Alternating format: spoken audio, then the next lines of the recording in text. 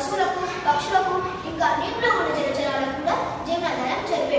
అంతేకాకుండా చెరువు ఎంతో మందికి జీవనంగా కనిపిస్తుంది. వర్షాకాలంలో వచ్చే చేపల్ని ఎండాకాలంలో వాటిని బట్టి అవి జీవనం గడుపుకుంటారు. వేసవికాలం రాగానే పిల్లలు చెరువు కట్టుపైన కూర్చొని చెరువుని రాళ్ళు వేస్తూ ఆడుకుంటారు. ఇప్పుడు చెరువు పర్యాటక కేంద్రంగా కూడా మారడం వల్ల బోటింగ్ మరియు వ్యాపారాలు కూడా జీవనం గడుపుతున్నారు. వినాయక చవితి రాగానే పిల్లలు చెరువులో నుండి మట్టిని తెచ్చి వినాయకుడు చేసి మళ్ళీ అదే చెరువులో నిమజ్జనం చేస్తారు.